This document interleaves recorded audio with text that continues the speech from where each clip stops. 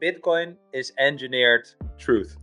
Once you understand that there is an engineered alternative and you start asking yourself, well, what is true in my life? The fact that something was digitally engineered to establish like those human relationships is insane. It's the world's biggest idea. The finance bros figured it out. Bitcoin fixes the excessive greed. And I love that, by switching dollars per Bitcoin, we are demonetizing the dollar. Like, it's the solution to the biggest problem that's ever faced humanity. Yeah, when Doge ETF, right? Like, this precedent is amazing. Like, it's two different things, two different systems next to each other. I can just move what I already gathered. I can move that here. And they have no time to think about this. They have no time to reflect on what is money, what is property, what is sovereignty, and all these things. They are stuck. Why don't you search for something that will enable you to take more control of your life and everything you would want to do in your life? They're in the Matrix, bro. I visualize it as like a 3D cube. And what I love about Bitcoin is that there's people that are being drawn into this that now we're talking about psychedelics, or we're talking about art. Welcome to G'day Bitcoin, the podcast where we connect you with the best and the brightest minds in the Bitcoin universe. I'm your host, Sean. Today, we've already dove bloody deep with the incredible Bram to explore the profound power of Bitcoin and its far-reaching implications. This is one incredible podcast. It's so insightful. We go so deep in so many topics. Bram is the host of Bitcoin for Millennials Podcast, and he dives with some of the brightest minds in Bitcoin, like Jeff Booth, Eric V. Stack, Samson Mow. We'll get into it, just to name a few. But this conversation, hold on, buckle up. It's really one to sit down and enjoy. Bram, how are you, brother? Oh, good, man. Super happy to be on your show. What a nice intro. I think, man, we are all figuring it out along the way, and nobody knows what they're doing. I think that's probably the center of our conversation. Been 10 years in Bitcoin, but I cannot retrace my steps anymore. Yeah. I don't know how I also cognitively got here. I don't know. It's just rational thinking, and this is where I ended up, right? So I don't know all the bits and pieces. Of course, there's a few people that really influenced my thinking. For example, I have an episode with Thomas Strolight coming out that. I read everything he wrote, and that is still just, it's mind-blowing to me. That really helped me get the philosophical part. But for example, Eric, right? So what I want to say, starting the podcast is a selfish thing. It's just having fun conversations, and you're learning along the way, right? And so with Eric Dale, right? We just went deep, and he took a turn, a direction where I was like, fuck it, let's just go there. And we just went deep, and it's all over the place. But it's just fun, right? It's fun to challenge your mind. And I think that's also what is a common trait maybe amongst Bitcoiners. It's just the curiosity, right? I know that I don't know everything, and that's fine. So the only thing I can do is learn, and that is fun. Learning is fun. Man, nothing's captivated or held my attention. I've been here for 5 years, since 2019. And like you, I also don't recall how I got to this place. And I want to make it as simple as possible for people, which is read the book, Spears for Bitcoin. It's this thick. It's tiny. You can read in a couple of hours and you can get a fairly good foundation. But I started off with the white paper and the Bitcoin standard and sort of jumped in, but I was already involved with the altcoin degenerate casino type of thing. That's what first pulled me in. But Bitcoin was the second thing that I looked up after this crypto, which was so lucky. It pulled me in there and funneled me through. But then from that moment, every article I read, every podcast I listened to, every tweet I read, all the mainstream media, how I got to this place, I have no idea. And you want to make it as easy and as gentle for people as possible, because like you were saying with Eric Dale, you splinter off into all these rabbit holes, and you're diving deep down. And you're we're talking about something else. And now we're over here. And now we're talking about psychedelics, or we're talking about art. And you're art and psychedelics, I understand they go together, but you'll be like thrown all over the place. And the whole conversation relates to Bitcoin, which is sound money, like the soundest money that anyone's known. And you're like, this is insane. So, like, I think that like meme or that saying, nobody that gets into Bitcoin gets out of Bitcoin. Like, that's so true, because whatever their interest is, or whatever, in whatever area, whatever niche, they can go down there, and Bitcoin's just going to give them this like foundation to sharpen their razor with truth. Like, it's just like a stone of truth, and just as you go down that path, it's just grinds, and you just get clearer and clearer. At least, that's how I feel about it. Dude, my friend sent me this hat because I say, and this is not, I didn't make this up. I think it's probably Sailor or I don't know, but like Bitcoin is engineered truth. It's an engineered base layer of truth, right? And why is it the truth? It's because its history is immutable, right? So whatever has happened in the time chain of Bitcoin, whatever happened in the transactions, who paid who, whatever happened in this monetary network is just set in stone for life, forever, basically. Right? Yeah, literally. And so the entire past of the money system, from its creation, how it works, what happened in this system, is all there for people to verify, right? Like that's where the don't trust, verify, of course, comes from. And I say that a lot. Like, people listening to this that are getting into Bitcoin, like, you don't have to trust us, what we think of it, right? You can verify everything for yourself. And once you understand that what happened in the monetary system, in that network of Bitcoin, is the ultimate truth, and nobody can change it anymore, and you then port that to like your real life, what is happening around you, well, the classic quote, history is written by the victors, right? Yeah. That is very true, but that doesn't mean that the history is the truth, right? And what you've been told is not necessarily the truth. It's someone's truth, and it became your truth. But once you understand that there is an engineered alternative, and you start asking yourself, well, what is true in my life? That is what I think is the rabbit hole, right? The rabbit hole of going down, what are my values? What do I think is true? How do I look at the world? What is money? What is ownership? What is sovereignty? Like, all these things, you know, will pass you, and you will feel kind of like obligated to yourself, I'd say, to check it out, right? And that's what I also try to focus on in the podcast. Like, there's tons of educational resources and like factual information that will explain to you how Bitcoin works. I mean, shout out to all the OGs that did not have that, right? And still got it, by the way. Like, I think it was way harder. Also when I found Bitcoin, it was way harder. Like, I think I found Bitcoin 2013, but I think only past 5 years I really went down the rabbit hole more, right?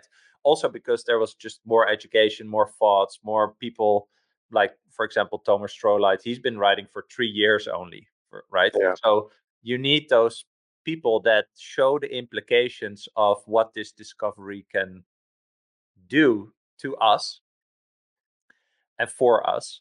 And that personal journey, I think, for me, is the most interesting one to highlight, because that is also what bonds us, right? Like, if you meet other Bitcoiners and you don't talk about the simple stuff, like, you have a bond in some way because we both know we did the work, right? It's hard to understand what this is, and also project it towards the future and what it could be for us and how it can change us and our family, but eventually also the world, right? Like, those are very big things. And I think that the fact that something was digitally engineered to establish like those human relationships is insane.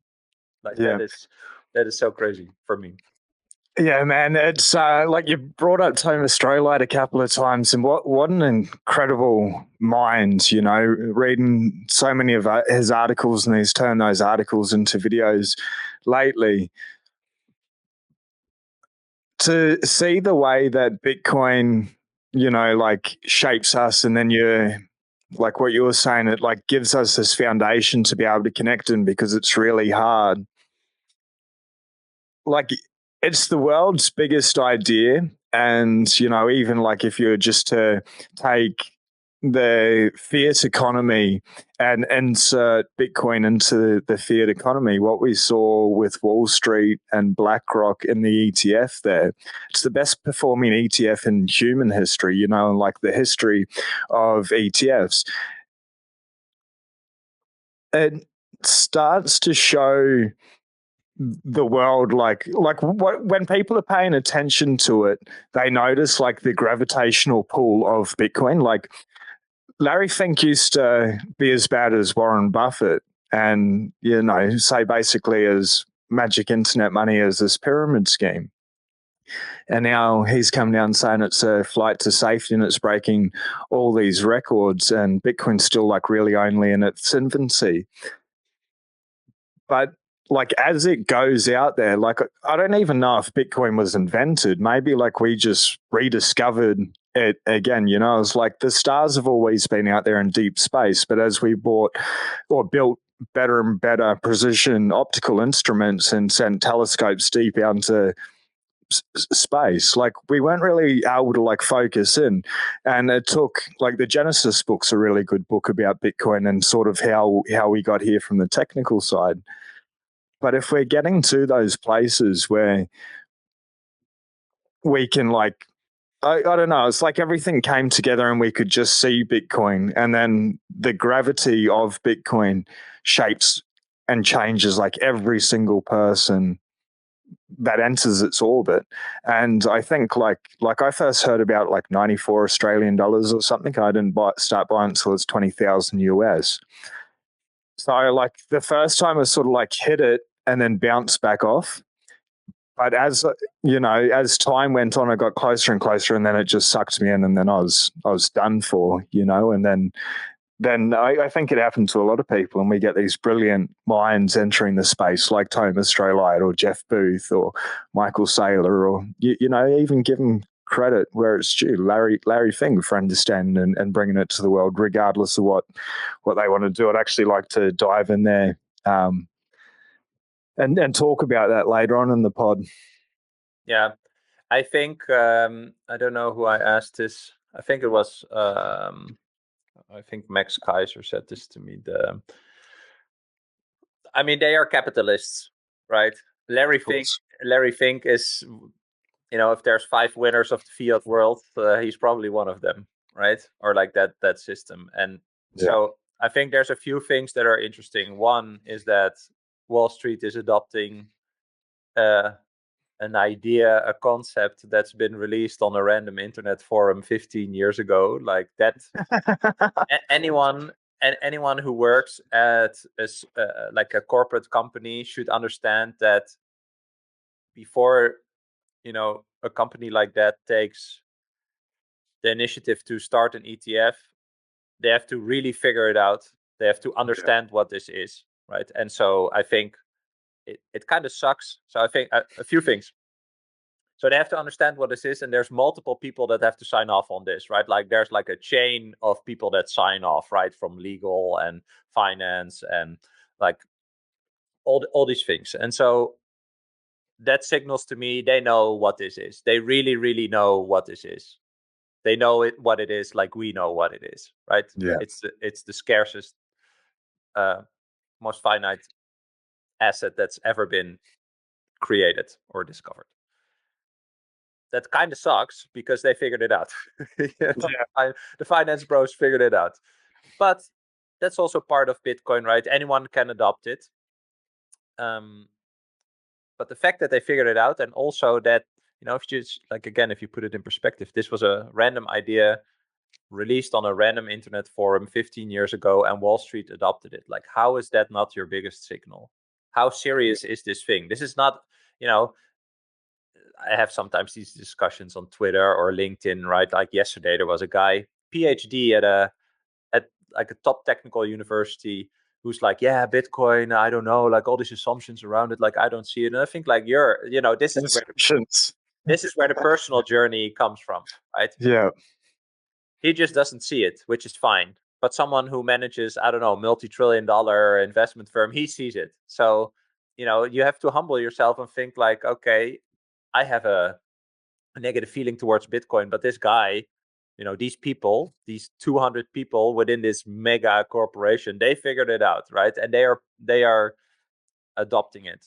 So you have to be like, who the fuck am I, right? To have these like feelings. But well, anyway, so for me, that's a big signal that the fact that they adopted it, the fact that they really figured it out, because it has to be signed off on multiple levels, but also and that's what Max Kaiser said, like the greed is pulling them in, right? Like what does Bitcoin fix? Bitcoin fixes the excessive greed and the perverse incentives that, are rampant in the fiat money system.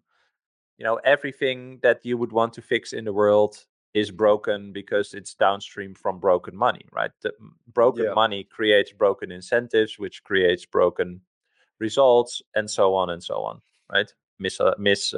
Use of time and energy and all these things, right? And so I think also Jack Mahler said this in this week on a segment.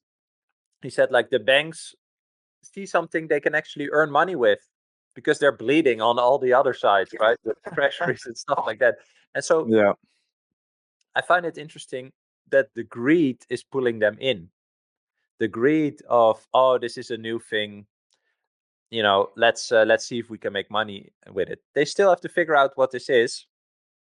Probably they understand it's more than just a get rich quick thing. But the greed is pulling them in, and I love that by switching dollars for Bitcoin, we are demonetizing the dollar. The whole thesis is playing out because the people at Wall Street are so greedy, and lots of people just follow what BlackRock does, and they have no clue. They don't understand Bitcoin, but they're still in, right? And the more pension funds, etc., buy the ETFs or Bitcoin, and becomes a bigger percentage of their holdings, the more they are locked into this thing, and they cannot let it go, right? So I think it's a really interesting feedback loop that starts with their greed, but eventually, acts as a Trojan horse because the government is going to ban Bitcoin, never going to happen. Bitcoin is going to zero, never going to happen, right? All these things are done now, right? And what showed me yesterday with this ETF approval is also that this is my idea, but most people in politics have no fucking clue what all these things are. It's pure political opportunism, which is fine. That's how the game is played. Donald Trump on a random event answers a question, about crypto and says like, "Yeah, I'm pro crypto, go Bitcoin, etc." Right? And the Dems are fucking scared, like, oh shit, he said it. Like now we have to do, like, this is how I see it, right? It's like, oh shit, okay, well, what can we do? What could be like a little win for us? Okay, call Gary and let's fast track these ETS. Is it the security? I don't know. Let's just not talk about it, right? Like, they're not even mentioning it. And this is how it goes. So it's fine, like, congrats to all the ETH people. Like, I bought Ethereum at $70. I'm now 100% Bitcoin. It's all fine. It's just different. It's all fine. But you have to see it for what it is, I think, right? And this is just political opportunism. This is why they did it. They think, that's what's going to help them, whatever. But it shows me they have no clue and they are not interested in it. It's just like, let's just keep this part of the population happy with their crypto dibbly do. That's it. And so I think that, again, sorry, that was a big rant, but that also shows me it's just so early. This is hard to understand, right? They adopt it from greed, based on greed and based on opportunism, but they don't understand that it's all a Trojan horse to demonetize the asset that they use to keep themselves in power. And so that is fun thing to watch. Yeah. I wonder if, like, how long it takes for them to work out that it is this Trojan horse, because they've come in, like you were saying, like from that greed angle, and maybe that's all they pay attention to, and they don't see this happening, say, for like 5 years, 10 years. Like that's all it's going to take, because like you were saying, that flywheel effect that just builds up and it gets all this momentum behind them. But once that happens, like even now, it's too late. Like you're saying, like it unleashes that, and it's, man, what a beautiful way! What a beautiful way to be able to think about it. I It's thought, poetry. I think it's oh, it's wow. entertaining. It's entertaining. They thank you so much, Larry Fink, for everyone. That, Go on, wow. Harry. Oh, dude, that's they're so screwed. And the thing is, like, we don't know what people like Larry Fink have done. He's getting older in life, and I'm sure he was absolutely ruthless in whatever way that means to whoever out there listening to get to where he is. But arguably the smartest person with money on planet Earth, or one of like the best money managers on planet Earth, factual. BlackRock is like the world's largest institution. The only organizations more powerful than BlackRock is the United States of America and China. And then there's BlackRock's economic purchasing power. But I wonder if whatever his life journey was in his younger years to get where he is, if he's gotten to a point now, maybe he's got young kids and they have kids, and he can see all the destruction, the despair, what's going on in the world. And he's like, I'm in this system. I can't upset that hornet's nest because they've given me my bread and butter. But I know now, because he looked into Bitcoin for the greed side of things, he's like, I know that's going to make me a lot of fiat, and I know it's going to kill the dollar eventually, but that's going to make the world a better place. Let's do it. Dude, this is one of my thoughts. It's just like, okay, so you're in the fiat boat, right? He's in the fiat boat, but yeah, they decide to get into another boat, just the non-fiat boat, right? And now, of course, with the ETH, ETF, etc., like I don't think we have to talk about it, but it's more interesting that he's like putting a leg in another boat, and this is probably the one of the most informed people, more than the American government or people in the American government, as we've seen in very funny viral videos, by the way, like that has a good idea of the American economy, all the debt, all that stuff. So he knows what's going on. At least that's my assumption, right? The base case assumption is he knows everything that's going on, right? And then he decides to get into this other boat. I think it's fascinating because, for example, Warren Buffett hates it, puts $120 billion in US treasuries, basically funding the US government in some way. That also exists, right? And Warren Buffett is also one of the super well-informed people, right? He has to know all this stuff. And so the fact that Larry Fink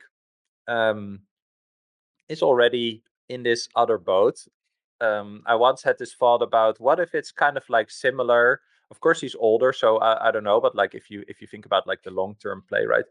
If you think about like the speculative attack of George Soros on like the Bank of England, right?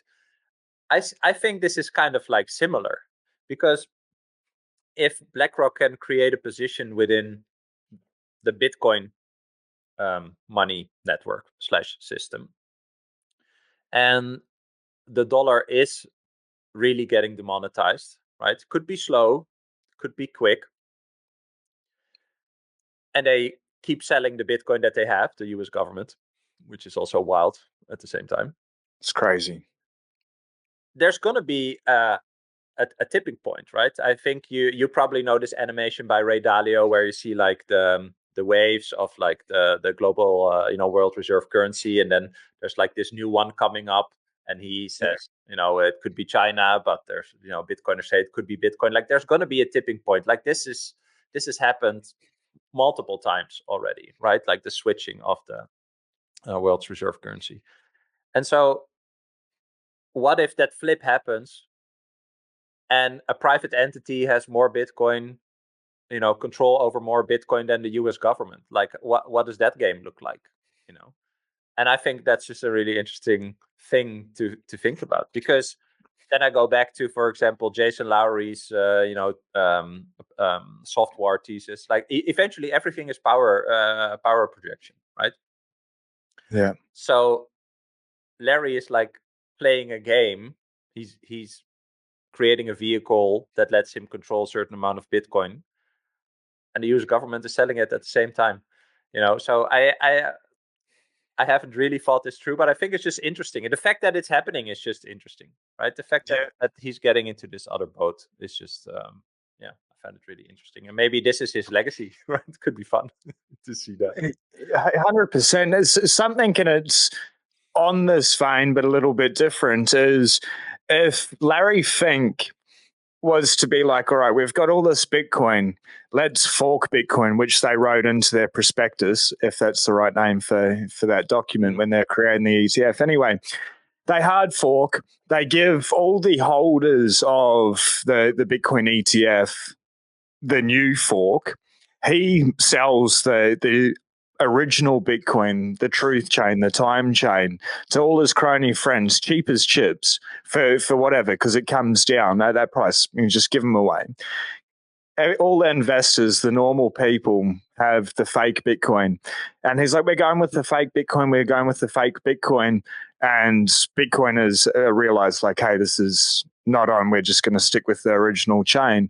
And then Larry thinks, like, all right, like, Bitcoin's eventually going to go up anyway. They just hold on to it. Bitcoin does its thing, and they've all got the real Bitcoin, and then it's it puts people back into that fiat control system again, because they're holding on to another shitcoin. And I guess we could tie that into what's happening with these ETH ETFs. Well done, I got Ethereum around the same price as you as well, and that was like the biggest mind virus of my life. It takes so long to like take out all the hooks that crypto in general puts into you, because it's all narrative based and it's just fiat 2.0. Like, they're selling people lies, it's faster, cheaper, better, blah blah blah, whatever. Like, keep it, like, if that's you out there, maybe just read a couple more books on that. It's just a different it's just a different thing. It's just a totally different thing, so it's fine. But yeah, when Doge ETF, right? Like, this precedent is amazing. Yeah, that's right. But what's gonna happen? Sorry. They're probably all coming, like, to be honest. Maybe they get a Solana and an XRP and whatever. Like, XRP is just another CBDC. That's what they want to build CBDCs on. Like, if anyone's for that, like, they're not for freedom. But maybe, like, having all the other things out there, everything else can be controlled. Bitcoin can't be controlled. Maybe they've woken up to, hey, we've unleashed this Trojan horse. Now we need to distract people with all this new stuff out there, because this Trojan horse is becoming too powerful. They're already seeing it, because people are ultimately going to get wrecked in the long term in the crypto casino, whether it's on Wall Street, DeFi, Web3, wherever they want to go. It's just Sin City, all over again, and they can have fun and they can enjoy a night or whatever, but try get out as soon as you can, because I can see it'll probably help send Bitcoin even higher, whether it's this cycle, next cycle, or whatever. Because some things are going to run. Yeah, it doesn't change the problem that is there, right? I mean, like, I shitcoined, I did all the ICOs, I did all the NFT stuff, I even tried and failed at a Web3 type startup. Like, it took me all these things to realize Bitcoin is the only thing to care about with regards to the problem that I care about, right? The problem that I care about is that people are forced. They don't choose it. You never choose it, right? When you're a child, you get some coins, you go to the store, and you realize, oh, this is the money in my country, right? You're not opting into that money. You're forced to use a certain currency, political currency in your country, right? And that currency is controlled by people who have a vested interest to get a benefit from their control over that money, right? And so in a fiat money system, it's programmatically debased, quote unquote, to move the economy forward, right? Let people spent, which eventually is just a stupid idea, because if you make more units of a currency, you devalue all the existing units of a currency, right? Well, some people will say that's good. I think it's a dumb idea, because human needs will be there anyway, right? When you're hungry, you buy a bread anyway. Well, if you want to buy a house or build a family, you do that anyway. And so that is the problem that we have, is that the political currency that you're forced to used is being devalued every year.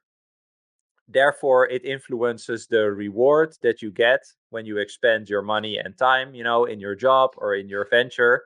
And that fact influences your real, individual life. It messes with your time preference. You cannot plan for the future because other people are manipulating the reward that you got for your work. That's it. That's the biggest problem that we have. And the only solution for that is Bitcoin, because it's a finite, scarce, provably finite scarcity. This is the only thing that we can use. And crypto is an attempt by startups to create an ecosystem wherein you can do different things, whatever the use cases are, right? And they have a token that fuels that ecosystem. Yeah. That is it. So, it's fine and it can exist, but it's a solution to an assumption about other problems that are there, right? Like, some people say, blockchain is just a fancier database, etc. Maybe tokenization in some way of like real world assets could be something, but yeah, it's just a different thing. It's focused on a whole different set of problems or needs or wants. 100%. I heard it, I don't know, the other day, I can't remember, but it's really like, just to dwell on crypto a moment, shout out to all the ETH bros. It's really a technology play, and Ethereum's losing that big time. They're sort of all losing that, but like you're saying, Bitcoin's here for, like, it's the solution to the biggest problem that's ever faced humanity, like the money. We all work in whatever way and exchange our time for money.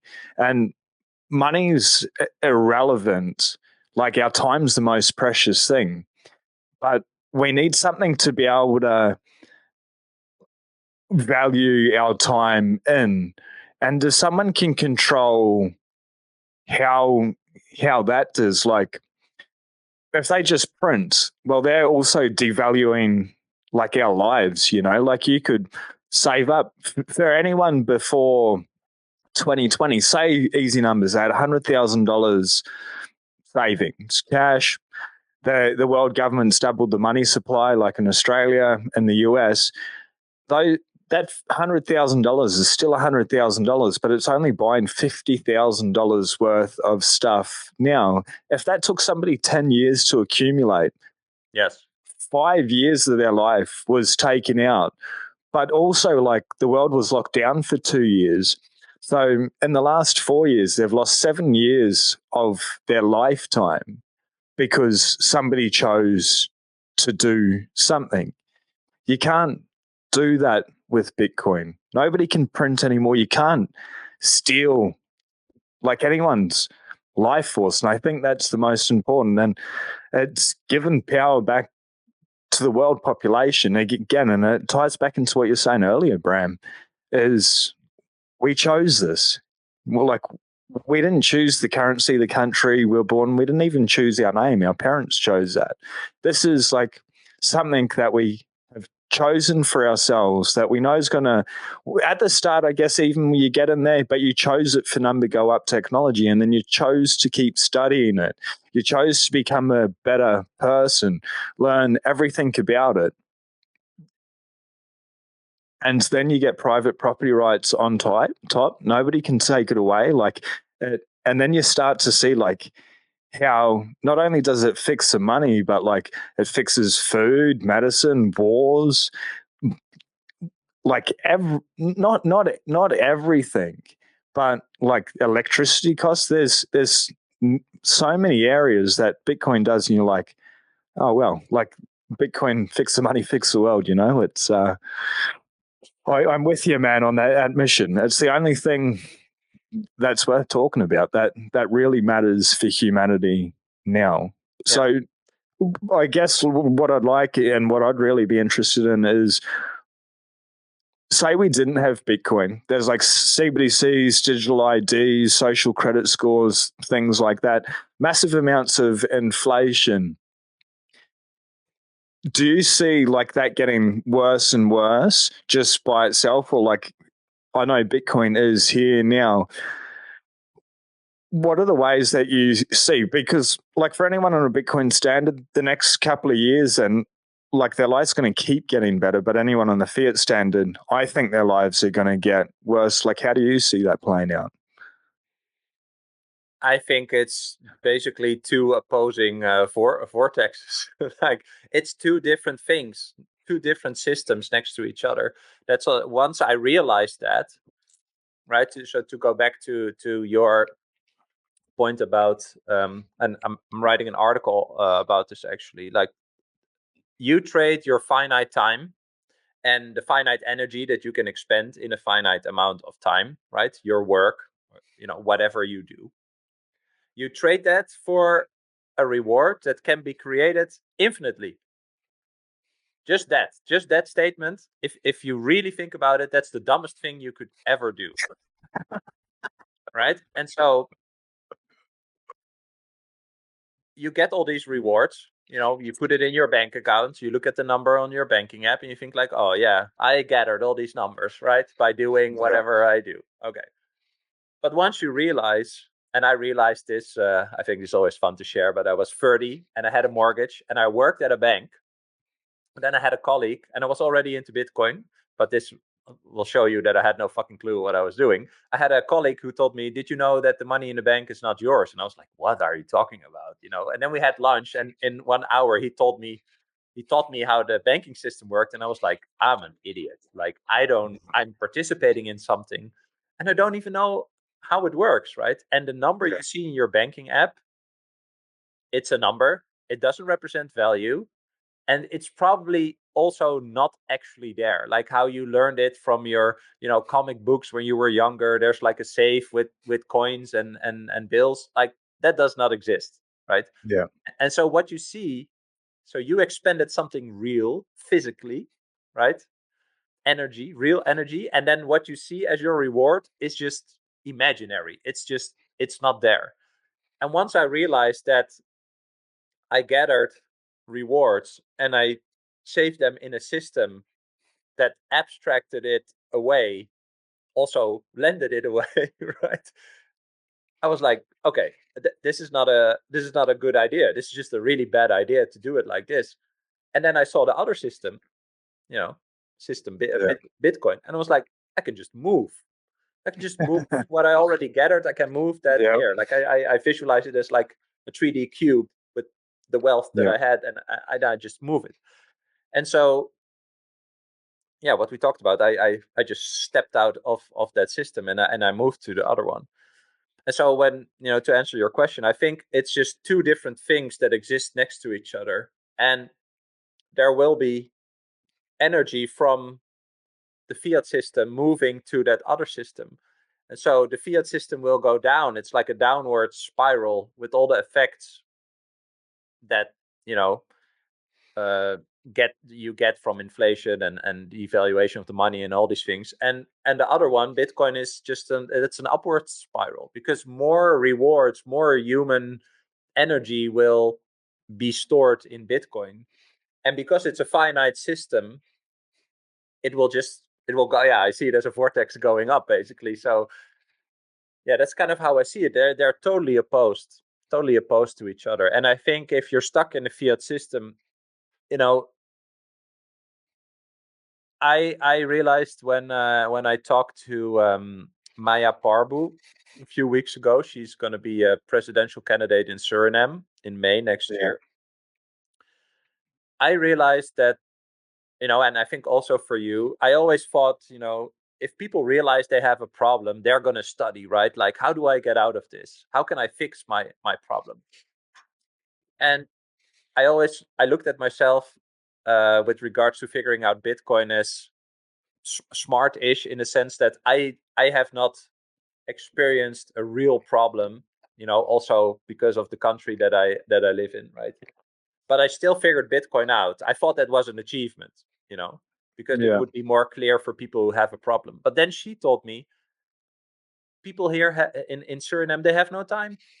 They are surviving day by day. They are stuck, and they have no time to think about this. They have no time to reflect on what is money, what is property, what is sovereignty, and all these things. They are stuck. So you are privileged. The fact that you were able to figure it out comes from a privileged position, because you did have some time and space to reflect on yourself and read and watch and do all these things, right? And there's people that are stuck that do not have that, and for them it will only get worse, right? It's actually been proven, right, that if you have money problems and you're struggling every month, it actually impacts your decision making. It impacts your IQ. Like, you make worse decisions because your stress level is really, really high. And I think that will only accelerate. I mean, we see people gamble, and that's why people are into crypto and like all this just nonsense spending without thinking. It's they cannot help it. They are unaware of how they are influenced. And yeah, I know that doesn't really sound nice to say, but it's not their fault, right? It's an external factor that influences their life. And I think that's, again, the core thesis of Bitcoin is you want to step out of that. Like, do you want to be influenced by a third party, other people no smarter than you, that also do not care about that you are you, not in a malicious way, but everyone has their own life, right? So I care about my family, and I care less about you, right? I mean, that's just how it works. And so the people that are in charge, they have that same situation. They have their own family, they have their own income, they have their own ego, their own problems, whatever they are. Everyone has something, right? And so you cannot expect that other people can take the responsibility for their own life, and then also for your life, your real individual life, that you value every morning, when you wake up, for example. You cannot expect that. So we need something that takes that responsibility away from these other people, and the option to corrupt that system. Also, we have to take that away, because we are all corruptible in the end, right? Right now we would perhaps say, well, if I was Janet Yellen or whatever, I would never do that. That's nonsense, right? And any opportunity you get, you will probably use for your own benefit first, right? I mean, I think that's the first realization that should be very important for most people. So it's really important. But where do we then go? We go to a place where we give everyone the responsibility on their own life, but that is also really scary, right? So, and I think especially in Western countries, we have outsourced lots of responsibilities that impact our own life. We have outsourced that to other people. And the biggest one is, what is the money, right? And this is a long tangent. I'm thinking where I wanted to go, but I think it's once you realize that other people influence your life and they don't care about you, that is not a nice realization, right? But then when you say, okay, what is the alternative? Well, if you move to this new system called Bitcoin, then you are fully responsible for your own life. That's also very scary, right? Yeah.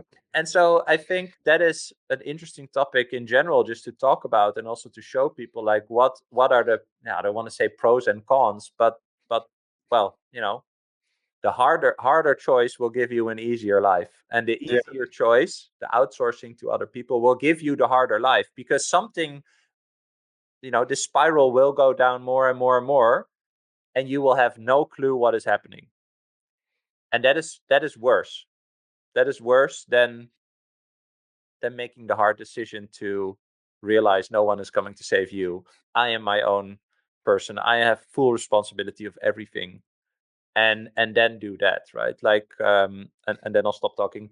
Sometimes I see these videos that come, like, I don't know, like out of Africa or something, right? And I just realized I don't know if I would last a week out there. Seriously. Yeah.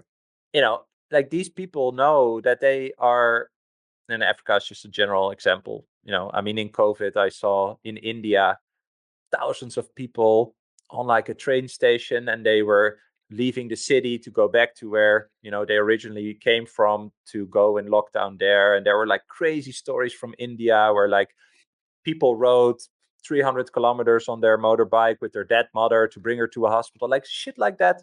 That would never happen here, right? Again, sorry, India, like it's just an example, but more like the reality of real life is bigger in those countries, right? People have to take their own responsibility. And in the Western countries, it's just all, yeah, it's managed for you, it's taken away, but that is not, it's not a good thing. It's just not a good thing. Yeah. Okay, I'll stop talking.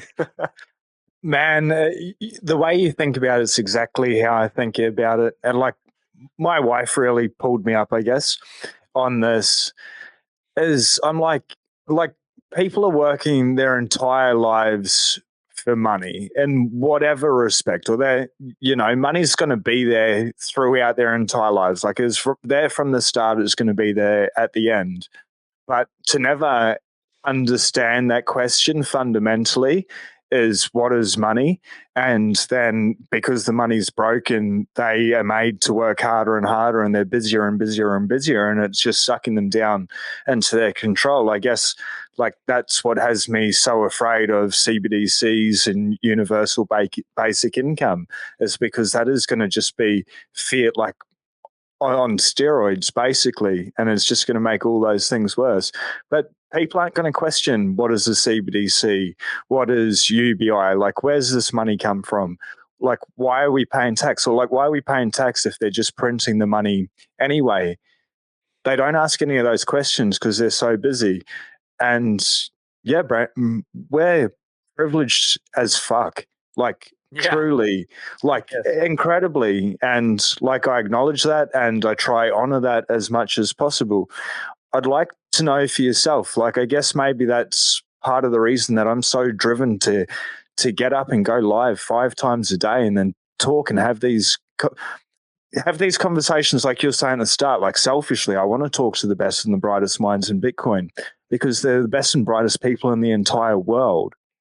Having a platform allows me to do that. Like, to speak with you, it's such an honor. All the great people that both you and I have had the opportunity to speak to.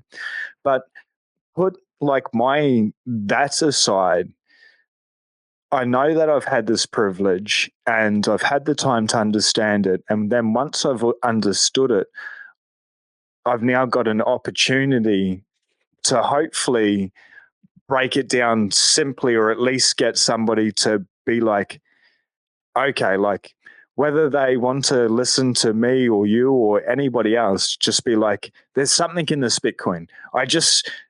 Maybe I just need to read a little bit more. Like, you had a PhD guy yesterday, I had a finance bro today being like, I don't like Bitcoin. It's a scam. I'm like, it's truly not, and it doesn't matter if you like it or not. I just urge you, instead of talking out of arrogance or arrogance, I don't know which one, please just study it. Like, here's the 2 easiest books. Beers for Bitcoin, I've got it here, man. I don't know if you've read it. This is like such a great first orange pill book. It's this big. Like, Nice. it takes like 6 to 8 hours, and it lays out like how of Bitcoin. Like what, or not even, it lays out what it is, but like so simply, and gives you a pretty good foundation. And then parallel economy. If people can read 2 books, that's like the what is Bitcoin, and then parallel is like the why of Bitcoin, and then sort of how it changes the world. If that's all they're going to do, and they're like in a first world country and they don't do it, then they not deserve what's going to happen, because it's going to play out regardless. But like, either way, like they're going to suffer. But if someone's going to say no to Bitcoin and they've got the time to do it, at least say no out of like a basic understanding, not out of these sound bites of like, reputable institutions like Greenpeace. Like I used to respect them back in the day, and then they're getting paid. Man, like crazy. Even their founder leaving because he disagreed with the direction Greenpeace is going. Like the world in many ways, like one world's gone absolutely mad, and then there's this like positive vortex, like you're saying, the spiral of another world, but they're both on planet Earth, and they are like one's going to infinitely keep getting better over time. The other one's going to keep getting harder. What I realized is, I agree with you. And I like now that I see this, I feel the urge to tell other people. But I also know that you cannot orange pill someone else, right? Like they have to do it themselves. Like they have to be curious enough to, well, read the books, right? Or watch a talk or an explainer or whatever. And besides the fact that being curious is a trait that not everyone has. Yeah. What you just illustrated to me shows the severity of where we are, where we already are, right? Like the fact that we are talking about Bitcoin as an alternative to the current money system that people are using, like this, just that sentence already throws off so many people because they are like, oh, what are you talking about? There's no problem, this and that, right? Like they are stuck.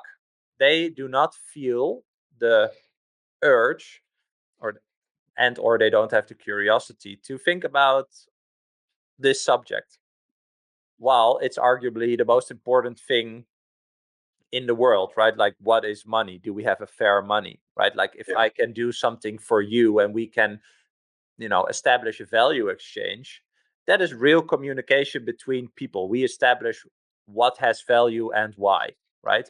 And the type of reward will incentivize you to spend it on a certain thing of value in a certain way, and incentivizes me to deliver value in a certain way, right?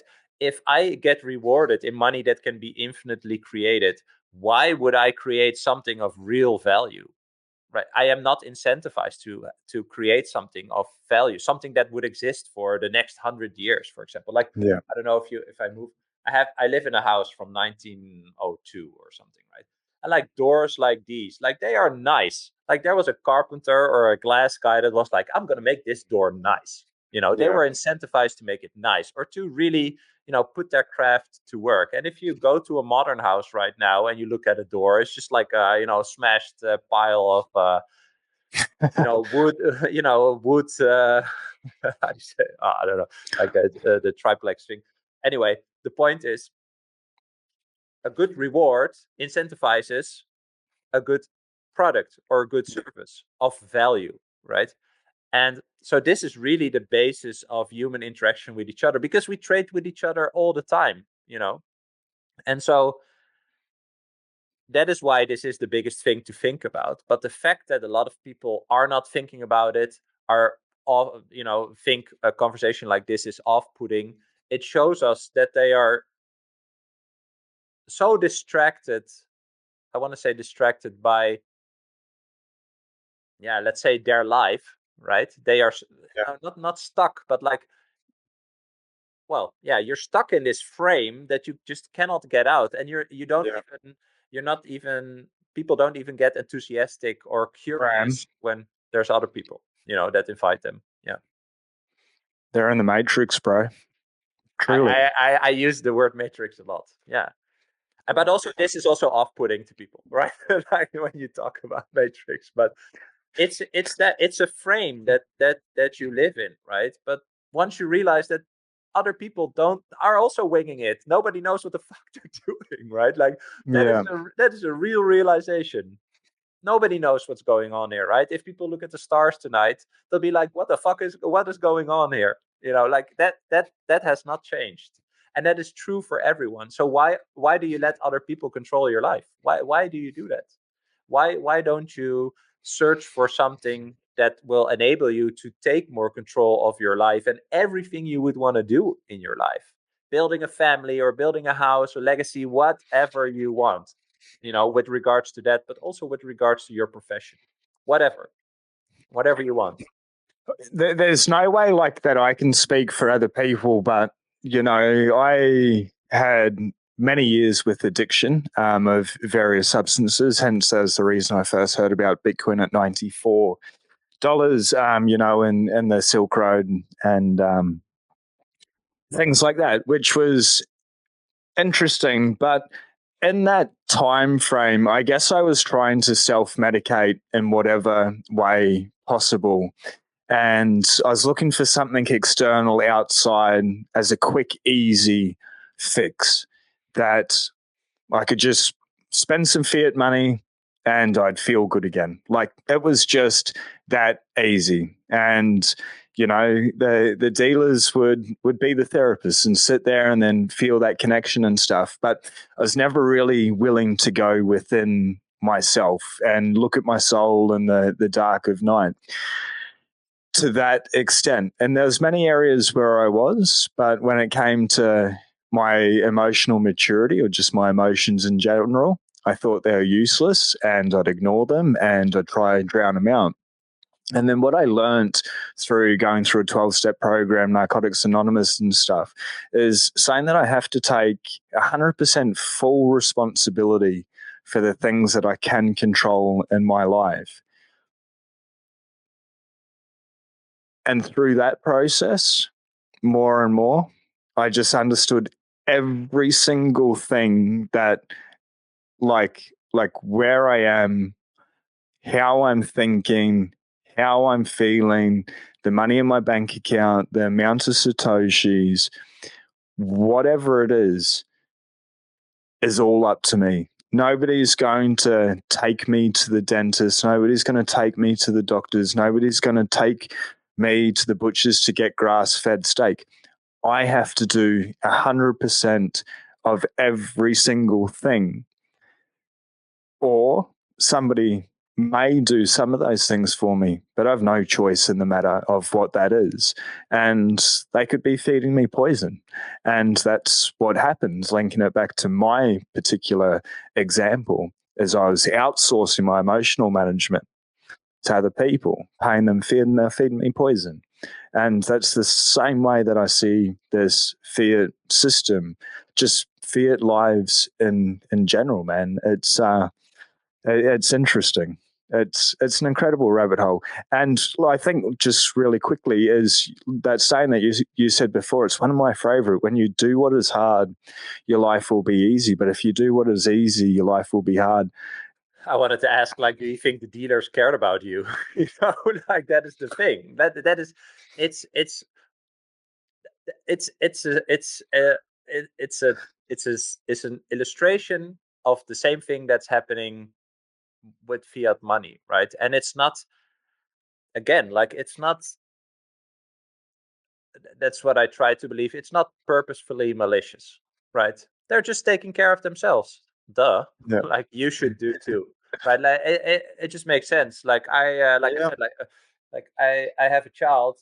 If you have, even in a baby, you see the survival mode. Give me food, right? Like that. Yeah. And everyone has that. And just because you think you wouldn't behave like that, right? Bankers, or again, like when you're in the treasury, or be like, yeah, I would never deal drugs and blah blah. Fuck yeah, you would. You would. And that's okay to admit, that you would do that. Because there are people that are doing it. So you cannot deny the fact that you would probably do that too. And that's an okay realization. But it's also a scary realization. It will push you towards that direction of, fix your shit. Fix your own shit. You're the only person. Whatever happens is all a result of the choices that you made. And it's okay if you make the wrong choices and then you learn and you do something else. Like that's the entirety of life, right? Like sometimes I even feel that I once heard this stat, like it's a 1 in 300 billion chance that you are you, that you were born and that you are you, right? And if you then decide, purposefully or not, to like outsource lots of things in your life to other people, you're disrespecting the fact that the life was given to you. Yeah. That's it. Man, it's poetic, and people would always say to me like, "Sean, you're weird," and I'd be like, used to take it as an insult or whatever, or it'd make me small. I'm like, hell yeah, I am weird. Like, weird means a little bit different, but the etymology means spiritual in nature, whatever that is for people. Like, when we break it all the way down, we are so unique, and these energy particles that have come together, like we're literally factually made out of stardust, and we're held together with an electromagnetic field. That's why I like your thoughts around the vortexes or the spirals. But you're put together in this unique way. It is so empowering. Like when you're like, okay, like I'm my own person, I'm weird, I'm gonna embrace it and just be me. Because it's only when someone is themselves can they change their world.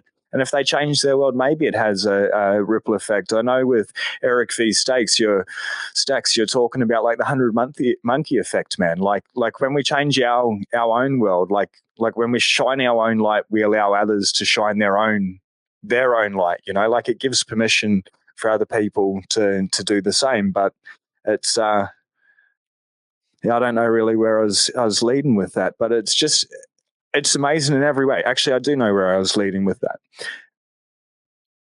So if you hold on to that idea, then Bitcoin is just pure energy. Like, I want to link it like way back to the start, what you're saying with the banks, like the numbers on the screen. Bitcoin, people are like, Bitcoin's just numbers on a screen. It's just Satoshis on a screen. It's just digits on a screen. It's no different to fiat. But the difference is there's proof of work went into it, and real energy expenditure was used. Like resources had to go in, and then all the mining farms and everything together and buying the electricity. And they've used electricity to make electricity money to pass on to an electric individual to be able to exchange our energy, which is our life force, which is what we are.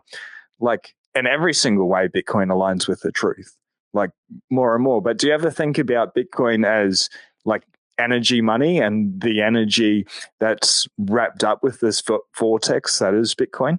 Yes, this is exactly the article I'm writing. So you expend your finite energy in a finite amount of time, and you get rewarded with something that can definitely be created, right? Dumbest trade ever, and everyone is doing it, So what would be the best trade for your finite energy expended in a finite amount of time, when you do a certain job or whatever, is to get paid in energy that cannot be debased, that is mathematically secured with physics, right? The law of conservation of energy. The energy was transformed from hydro or wind, solar, whatever, electric, into digital energy. So it was captured in this digital commodity. This is hard for people, I think, to understand. But I visualize it as like a 3D cube where energy was put in, and we can trade this cube digitally. Yeah.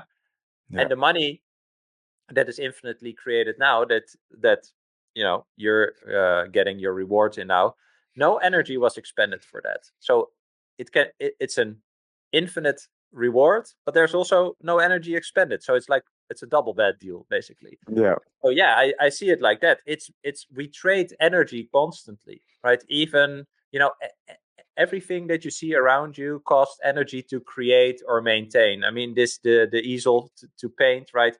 That's wood that came from a tree, and that had energy from the sun to grow, and then someone chopped it down and chopped it up and made it. Like everything costs energy to create or maintain.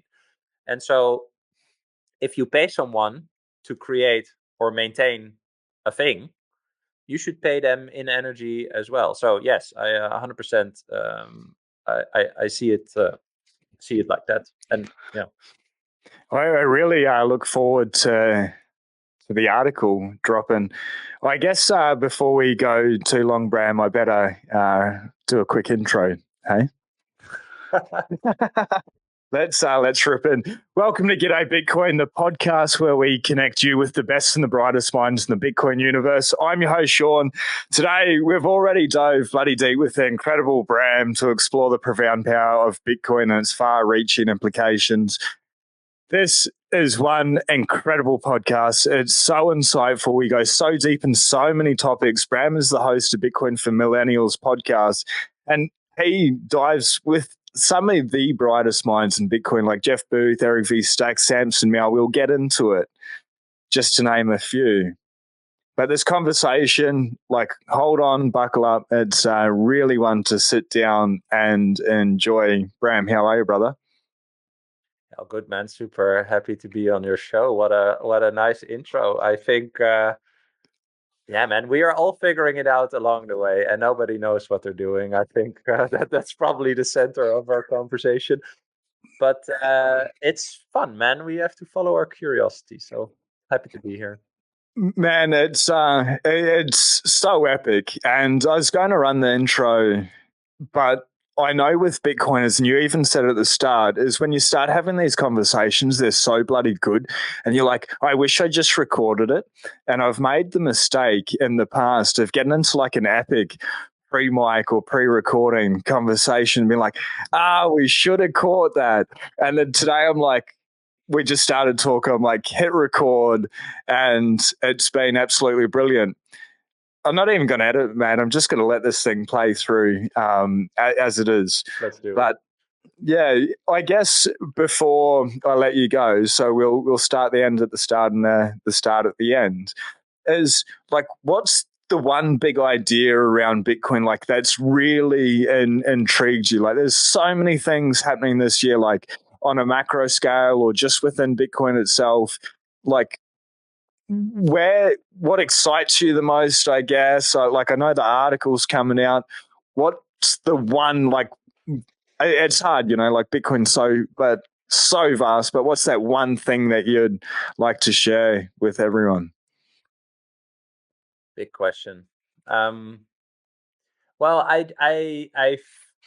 think I have a lot of trust in the fact that Bitcoin really is a mind virus. I think, as you also alluded to before, once you see it, you cannot unsee it, right? Like, it would be a disservice to yourself if you would ignore that what Bitcoin shows you.